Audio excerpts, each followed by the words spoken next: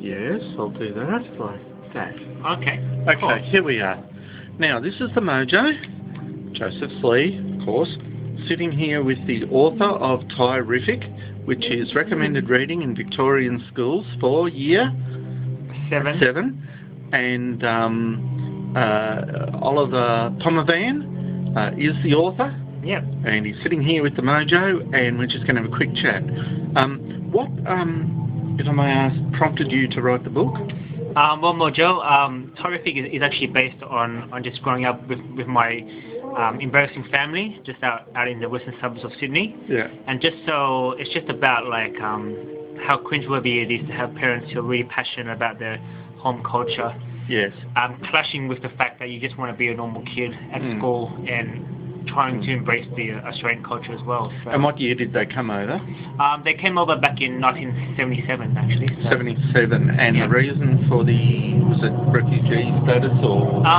Yeah, sort of. Like I think they, my dad came from Laos to Thailand at a refugee camp, and then my mum was actually a nurse, and that's how they met.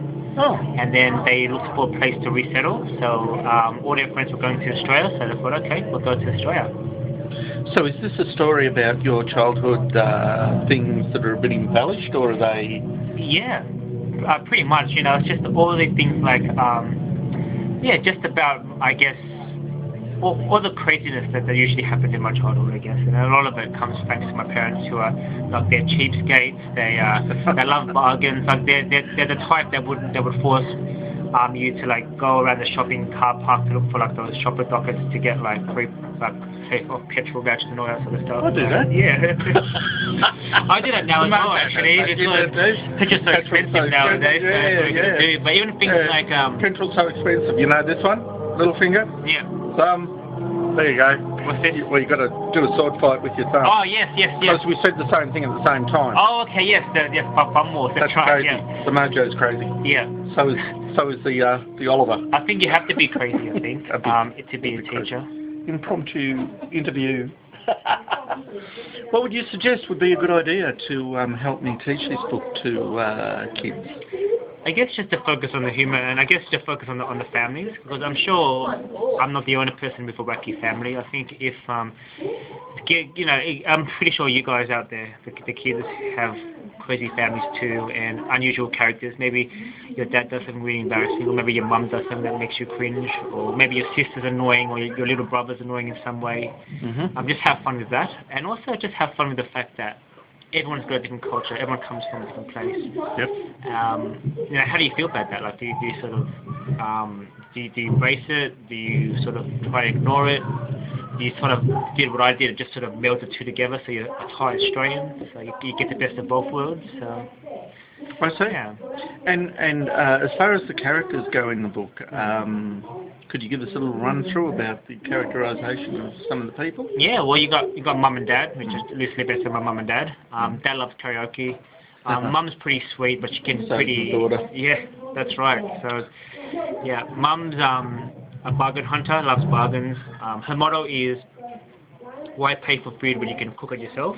Yes. Yeah. Well, yeah. And avoid getting food poisoning. Yeah, that's right. Yeah, that's right.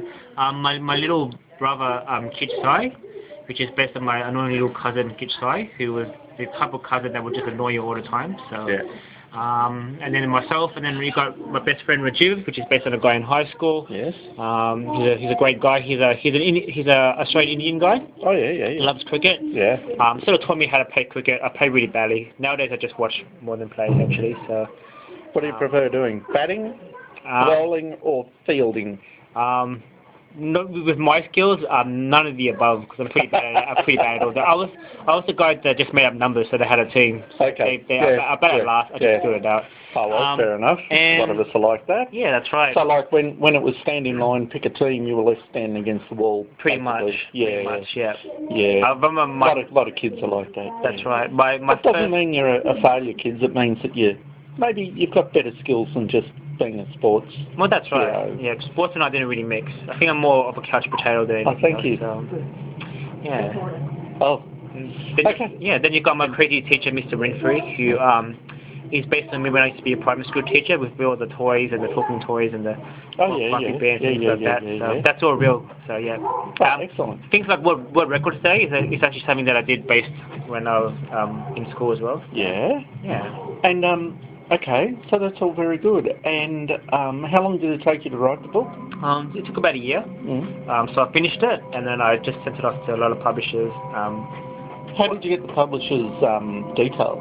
I basically kids who might be thinking about writing a book. Just go to their website. Every publisher website has a submission page telling you how to submit your story to them, like whether they want it through email or through print. If they want just one chapter or 3. Yeah. And how did you get it, like, so that every kid in a school in Victoria had to buy one? Let's just say that I had my methods. No. I think, I've been, I guess, quite blessed. Crazy. That's right. I have my ways. I'm most persuasive. Oh, okay. Fair enough. I guess one of the things about Thairiffic is the fact that I've been quite blessed in that there really isn't a book out there like it. I mean, like about sort of, Asian Australians, contemporary migrant stories. And so I was just quite lucky that it just sort of filled the gap. Sure, I hope this is recording. Yeah. Oh, yes, it is. We're in 6 minutes 16. Yeah. Very good.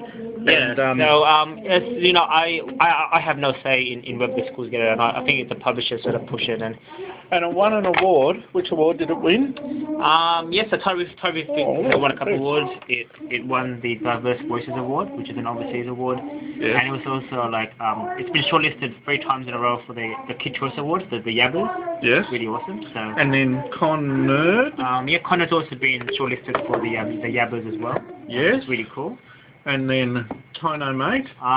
Tino Mate's part 2. So this is my latest book, brand new, so it hasn't been nominated for anything yet. Okay, and Punchlines? Yeah, and Punchlines has been a notable list for the CBCA Young Readers Awards. So, wow. So it's pretty good. Excellent. Nice to get recognised. Right, anything else you'd like to add as a sort of a note for kids who are studying it and that?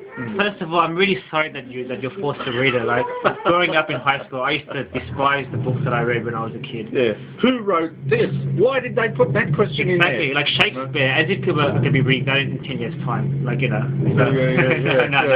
But you know what? I think once you get past that, you find out that, some of the best books that I've read were the ones that I was forced to read as a kid. So I do hope you get something out of this. Even if you don't, there's some really cool pictures there, so hopefully that entertains you as well. So there you go.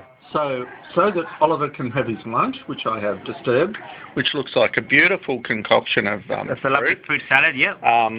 Again, Thairiffic, and he's here at Lalor North Secondary College today to talk to the kids, maybe promote reading and creativity and writing, and of course helping them out with the book that they are all thrilled reading. That's right. Thank you so much for getting the book as well. Yes, I really appreciate it. Well, thank you so much for your time, Oliver, and thanks for your autograph. Always a pleasure, Mojo. Mojo. Yes. The Mojo and the Oliver. Okay. That's right. No worries. Well, thanks very much. Is it okay if I put it up on YouTube? Yeah, no worries. Go for it, man. Go for it. Thanks very much. Cheers.